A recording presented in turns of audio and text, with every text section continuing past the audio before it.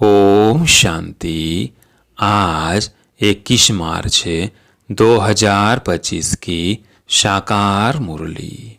आज बाबा ने कहा, मीठे बच्चे, तुम्हें अपने योग बल से सारी सृष्टि को पावन बनाना है। तुम योग बल से ही माया पर जीत पाकर जगत जीत बन सकते हो। प्रश्न, बाप का पाठ क्या है? उस पाठ को तुम बच्चों ने किस आधार पर जाना है? उत्तर, बाप का पाठ है सबके दुख हर कर सुख देना, रावण की जंजीरों से छुड़ाना। जब बाप आते हैं तो भक्ति की रात पूरी होती है। बाप तुम्हें स्वयं अपना और अपनी जायदाद का परिचय देते हैं। तुम एक बाप को जानने से ही सब कुछ जान जाते हो। गीत है, तुम ही हो माता पिता, तुम ही हो। ओम शांति। बच्चों ने ओम शांति का अर्थ समझा है। बाप ने समझाया है हम आत्मा हैं। इस सृष्टि ड्रामा के अंदर हमारा मुख्य पाठ है। किसका पाठ है? आत्मा शरीर धारण कर पाठ बजाती है। तो बच्चों को अब आत्माभिमानी बना रहे हैं। इतना समय देहाभिमानी थे, अब अपने को आत्मा समझ बाप को याद करना है। हमारा बाबा आया हुआ है ड्रामा प्लेन अनुसार।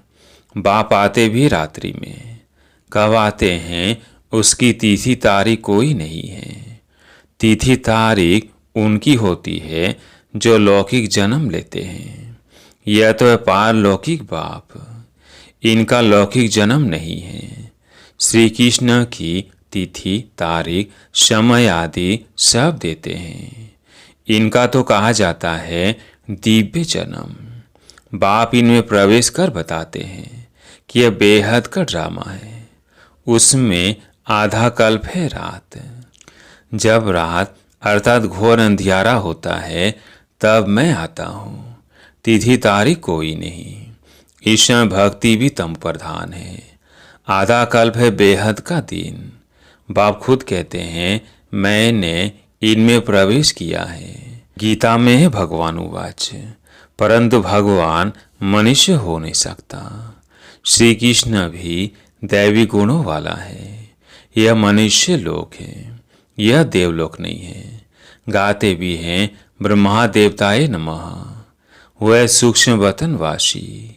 बच्चे जानते हैं वह हड्डी मांस नहीं होता है, वह सूक्ष्म सफेद छाया। जब मूल वतन में है तो आत्मा को न सूक्ष्म शरीर छाया वाला है न हड्डी वाला है। इन बातों को कोई ही मनुष्य मात्र नहीं जानते हैं। बाप ही आकर सुनाते हैं। ब्राह्मण ही सुनते हैं और कोई नहीं सुनते। ब्राह्मण वर्ण होता ही है भारत में। वह भी तब होता है जब परमपिता परमात्मा प्रजापिता ब्रह्मा द्वारा ब्राह्मण धर्म की स्थापना करते हैं। अब इनको रास्ता भी नहीं कहेंगे। नई रचना कोई रास्ते नहीं है, सिर्फ रिज्यूनेट करते हैं। बुलाते भी हैं, हे बाबा पति दुनिया में आकर हमको पावन बनाओ। अभी तुमको पावन बना रहे हैं। तुम फिर योग बल से इस सृष्टि को पावन बना रहे हो। माया पर तुम जीत पाकर जगत जीत बनते हो। योग बल को साइंस बल भी कहा जाता है। ऋषि मुनि आदि सब शांति चाहते हैं, परंतु शांति का अर्थ तो जानते नहीं। यहाँ तो जरूर पाठ बजाना है ना। शांति धाम है स्वीट साइलेंस होम।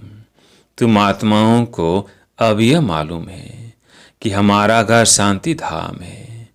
यहाँ हम पाठ बजाने आए हैं। बाप को भी बुलाते हैं, हे पतित पावन दुख हरता सुख करता आओ। हमको इस रावण की जंजीरों से छुड़ाओ। भक्ति है रात और ज्ञान है दिन। रात मुर्दाबाद होती है, फिर ज्ञान जिंदाबाद होता है। यह खेल है सुख और दुख का। तुम जानते हो पहले हम स्वर्ग में थे, फिर उतरते उतरते आकर नीचे हेल में पड़े हैं। कलयुग कब खलास होगा, फिर सतयुग कब आएगा, यह कोई नहीं जानते। तुम बाप को जानने से बाप द्वारा सब कुछ जान गए हो। मनुष्य भगवान को ढूंढने के लिए कितना धक्का खाते हैं, बाप को जानते ही नहीं। जाने तब जब बाप आकर अपना और जायदाद का परिचय दे। वर्षा बाप से ही मिलता है, माँ से नहीं। इनको मम्मा भी कहते हैं, परंतु इनसे वर्षा नहीं मिलता है। इनको याद भी नहीं करना है। ब्रह्मा, विष्णु, शंकर भी शिव के बच्चे हैं, यह भी कोई नहीं जानते। बेहद की सारी दुनिया का रचयिता एक ही बाप है, बाकी सब है उनकी रचना या हद के रचयिता। अब तुम बच्चों को बाप कहते हैं, मुझे याद करो तो तुम्हारे विकर्म विनाश हो। मनुष्य बाप को नहीं जानते हैं तो किसको याद करे। इसलिए बाप कहते हैं, कितने निधन के बन पड़े हैं। यह भी ड्रामा में नोंद है। भक्ति और ज्ञान दोनों में सबसे श्रेष्ठ कर्म है दान करना। भक्ति मार्ग में ईश्वर अर्थ दान करते हैं। किस लिए? कोई कामना तो जरूर रहती है। समझते हैं जैसा कर्म करेंगे वैसा फल दूसरे जन्म में पाएंगे। इस जन्म में जो करेंगे उसका फल दूसरे जन्म में पाएंगे।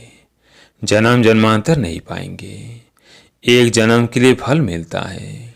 सबसे अच्छे से अच्छा कर्म होता है दान। दानी को पुण्यात्मा कहा जाता है। भारत को महादानी कहा जाता है। भारत में जितना दान होता है उतना और कोई खंड में नहीं।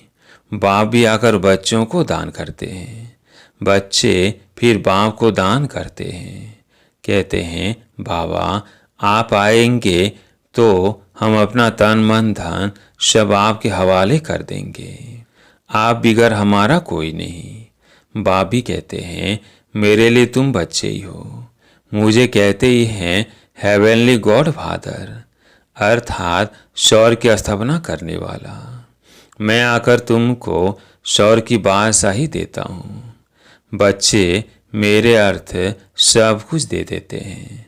बाबा सब कुछ आपका है। भक्ति मार्ग में भी कहते थे, बाबा यह सब कुछ आपका दिया हुआ है। फिर वो चला जाता है तो दुखी हो जाते हैं। वह भक्ति का अल्पकाल का सुख। बाप समझाते हैं, भक्ति मार्ग में तुम मुझे दान पुण्य करते हो इनडायरेक्ट, उसका फल तो तुमको मिलता रहता है। अब इस समय मैं तुमको कर्म अकर्म विकर्म का राजवेद समझाता हूँ। भक्ति मार्ग में तुम जैसे कर्म करते हो उसका अल्पकाल सुख भी मेरे द्वारा तुमको मिलता है। इन बातों का दुनिया में किसको पता नहीं है। बाप ही आकर कर्मों की गति समझाते हैं। सतयुग में कभी कोई बुरा कर्म करते ही नहीं। सदैव सुख ही सुख है। याद भी करते हैं सुखधाम स्वर्ग को, आए बैठे हैं नर्क में। फिर भी कह देते फलाना स्वर्ग पधारा। आत्माओं को स्वर्ग कितना अच्छा लगता है।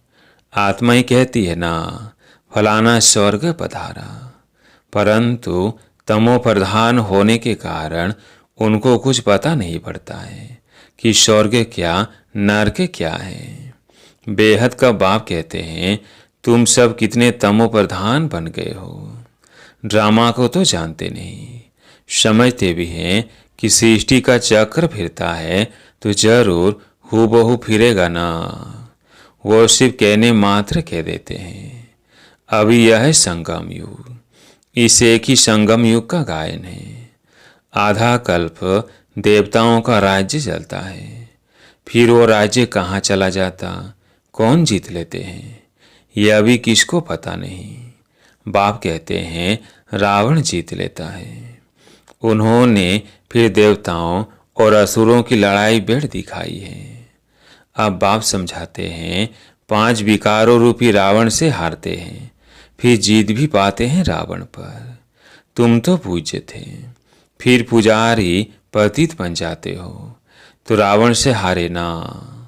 यह तुम्हारा दुश्मन होने के कारण तुम सदैव जलाते आए हो, परंतु तुमको पता नहीं है। अब बाप समझाते हैं रावण के कारण तुम पतित बने हो।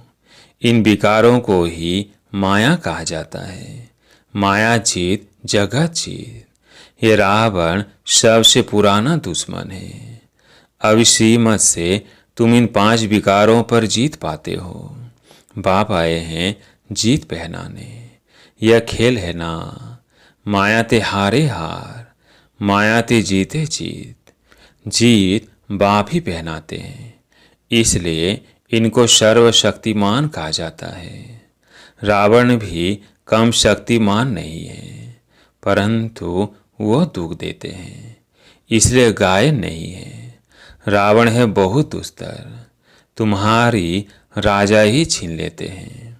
अभी तुम समझ गए हो हम कैसे हारते हैं, फिर कैसे जीत पाते हैं। आत्मा चाहती भी है हमको शांति चाहिए, हम अपने घर जावे।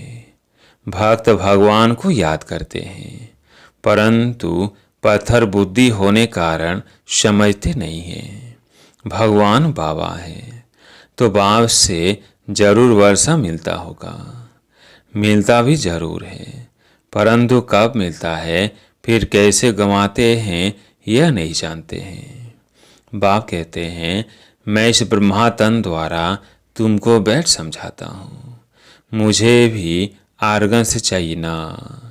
मुझे अपनी कर्मेंद्रियां तो है नहीं।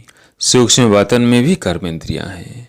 चलते फिरते जैसे बायोस्कोप होता है, यह मूवी टॉकी बायोस्कोप निकले हैं तो बाप को भी समझाने में सहज होता है। उन्हों का है बाहुबल और तुम्हारा है योग बल। वो 2 भाई भी अगर आपस में मिल जाए तो विश्व पर राज्य कर सकते हैं, परंतु अभी तो फूट पड़ी हुई है। तुम बच्चों को साइलेंस का शुद्ध घमंड रहना चाहिए। तुम मन मनाभाव के आधार से साइलेंस द्वारा जगह जीत बन जाते हो। वह है साइंस घमंडी। तुम साइलेंस घमंडी अपने को आत्मा समझ बाप को याद करते हो। याद से तुम शतो प्रधान बन जाएंगे। बहुत सहज उपाय बताते हैं। तुम जानते हो शिव बाबा आए हैं हम बच्चों को फिर इस सौर का वर्षा देने। तुम्हारा जो भी कलयुगी कर्म बंधन है, बाप कहते हैं उनको भूल जाओ। 5 विकार भी मुझे दान में दे दो। तुम जो मेरा मेरा करते आए हो, मेरा पति, मेरा फलाना, यह सब भूलते जाओ। सब देखते हुए भी उनसे ममत्व मिटा दो। यह बात बच्चों को ही समझाते हैं जो बाप को जानते ही नहीं। वह तो इस भाषा को भी समझ न सके। बाप आकर मनुष्य देवता बनाते हैं। देवताएं होते हैं सतयुग में, कलयुग में होते हैं मनुष्य। अभी तक उनकी निशानियां हैं, अर्थात चित्र है। मुझे कहते ही हैं पतित पावन। मैं तो डिग्रेड होता नहीं। तुम कहते हो हम पावन थे, फिर डिग्रेड हो पतित बने हैं। अब बाप आकर पावन बनाओ, तुम अपने घर में जाए। यह स्पिरिचुअल नॉलेज है। अविनाशी ज्ञान रतन है ना। यह नई नॉलेज है। अभी तुमको यह नॉलेज सिखाता हूँ। रचयिता और रचना के आदि मध्य अंत का राज बताता हूँ। अभी यह तो है पुरानी दुनिया। इसमें तुम्हारे जो भी मित्र संबंधी आदि है, देह सहित सब से ममत्व निकाल दो। अभी तुम बच्चे अपना सब कुछ बाप हवाले करते हो। बाप फिर सौर की बादशाही 21 जन्मों के लिए तुम्हारे हवाले कर देते हैं। लेन देन तो होती है ना। बाप तुमको 21 जन्मों के लिए राज्य भाग्य देते हैं। 21 जन्म, 21 पीढ़ी गाए जाते हैं ना, अर्थात 21 जन्म पूरी लाइफ चलती है। बीच में कभी शरीर छूट नहीं सकता। अकाल मृत्यु नहीं होती। तुम अमर बन और अमरपुरी के मालिक बनते हो। तुमको कभी काल खा न सके। अभी तुम मरने के लिए पुरुषार्थ कर रहे हो। बाप कहते हैं देह सहित देह के सब संबंध छोड़ एक बाप संबंध रखना है। अब जाना ये सुख के संबंध में, दुख के बंधनों को भूलते जाएंगे। गृहस्थ व्यवहार में रहते पवित्र बनना है। बाप कहते हैं मामेकम याद करो, साथ साथ दैवी गुण भी धारण करो। इन देवताओं जैसा बनना है। यह है एम ऑब्जेक्ट। यह लक्ष्मी नारायण स्वर्ग के मालिक थे। इन्होंने कैसे राज्य पाया, फिर कहाँ गए, यह किसको पता नहीं है। अभी तुम बच्चों को दैवी गुण धारण करने हैं। किसको भी दुख नहीं देना है। बाप है ही दुख हरता सुख करता, तो तुमको भी सुख का रास्ता सबको बताना है, अर्थात अंधों की लाठी बनना है। अभी बाप ने तुम्हें ज्ञान का तीसरा नेत्र दिया है। तुम जानते हो बाप कैसे पाठ बजाते हैं। अभी बाप जो तुमको पढ़ा रहे हैं, फिर ये पढ़ाई प्राय लोप हो जाएगी। देवताओं में यह नॉलेज रहती नहीं। तुम ब्रह्मा मुख वंशावली ब्राह्मण ही रचता और रचना के ज्ञान को जानते हो, और कोई जान नहीं सकते। इन लक्ष्मी नारायण आदि में भी अगर यह ज्ञान होता तो परंपरा चलाता। वहाँ ज्ञान की दरकार ही नहीं रहती, क्योंकि वहाँ है ही सदगति। अभी तुम सब कुछ बाप को दान देते हो, तो फिर बाप तुमको 21 जन्मों के लिए सब कुछ दे देते हैं। ऐसा दान कभी होता नहीं। तुम जानते हो हम सर्वंश देते हैं। तुम जानते हो हम सर्वंश देते हैं। बाबा ये सब कुछ आपका है। आप ही हमारे सब कुछ हो। तमेव मातश्च पिता। पाठ तो बजाते हैं ना, बच्चों को एडाप्ट भी करते हैं, फिर खुद ही पढ़ाते हैं, फिर खुद ही गुरु बन सबको ले जाते हैं। कहते हैं तुम मुझे याद करो तो पावन बन जाएंगे, फिर तुमको साथ ले जाऊंगा। यह यज्ञ रचा हुआ है, यह शिव ज्ञान यज्ञ। इसमें तुम तन मन धन सब स्वाहा कर देते हो। खुशी से सब अर्पण हो जाता है, बाकी आत्मा रह जाती है। बाबा बस अब हम आपकी सीमत पर ही चलेंगे। बाप कहते हैं गृहस्थ व्यवहार में रहते पवित्र बनना है।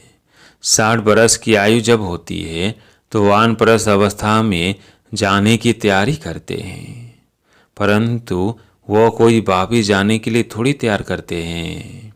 अभी तुम सदगुरु का मंत्र लेते हो, मन मना भव भगवानुवाच। तुम मुझे याद करो तो तुम्हारे विकर्म विनाश होंगे। सबको कहो आप सब की वानप्रस्थ अवस्था है। शिव बाबा को याद करो। अब जाना है अपने घर। अच्छा, मीठे मीठे सिकिलदे बच्चों प्रति माता पिता बाप दादा का याद प्यार और गुड मॉर्निंग। रूहानी बाप की रूहानी बच्चों को नमस्ते। हम रूहानी बच्चों की रूहानी बाप दादा को याद प्यार गुड मॉर्निंग नमस्ते नमस्ते। धारणा के लिए मुख्य सार। पहला पॉइंट है कलयुगी सर्व कर्म बंधनों को बुद्धि से भूल 5 विकारों का दान कर आत्मा को सतो प्रधान बनाना है। एक ही साइलेंस के शुद्ध घमंड में रहना है। दूसरा पॉइंट है इस रुद्र यज्ञ में खुशी से अपना तन मन धन सब अर्पण कर सफल करना है। इस समय सब कुछ बाप हवा लेकर एक ही जन्मों की बादशाही बाप से ले लेनी है। आज प्यारे मीठे बाबा का वरदान। रोब के अंश का भी त्याग करने वाले समानधारी पुण्यात्मा भव। रोब के अंश का भी त्याग करने वाले समानधारी पुण्यात्मा भव। समानधारी बच्चे सभी को मान देने वाले दाता होते हैं। दाता अर्थात रहम दिल। उनमें कभी किसी भी आत्मा के प्रति संकल्प मात्र भी रोब नहीं रहता। यह ऐसा क्यों? ऐसा नहीं करना चाहिए। ज्ञान यह कहता है क्या, ये अभी सूक्ष्म रूप का अंश है, लेकिन सौमानधारी पुण्यात्माएं गिरे हुए को उठाएंगी, सहयोगी बनाएंगी। वह कभी यह संकल्प भी नहीं कर सकती कि यह तो अपने कर्मों का फल भोग रहे हैं, करेंगे तो जरूर पाएंगे, इन्हें गिरना ही चाहिए। ऐसे संकल्प आप बच्चों के नहीं हो सकते। आज का स्लोगन, संतुष्टता और प्रसन्नता की विशेषताएं उड़ती कला का अनुभव कराती है। संतुष्टता और प्रसन्नता की विशेषताएं उड़ती कला का अनुभव कराती हैं। आज का व्यक्ति सारा, सत्यता और सभ्यता रूपी कल्चर को अपनाओ। सत्यता की शक्ति की निशानी है निर्भयता। कहा जाता है सच तो बिठो नच, अर्थात सत्यता की शक्ति वाला सदा बेफिक्र निश्चिंत होने के कारण, निर्भय होने के कारण खुशी में नाचता रहेगा। यदि अपने संस्कार व संकल्प कमजोर है तो वह कमजोरी ही मन की स्थिति को हलचल में ले आती है। इसलिए पहले अपनी सूक्ष्म कमजोरियों को अविनाशी रुद्र यज्ञ में स्वाहा करो। अच्छा, ओम शांति।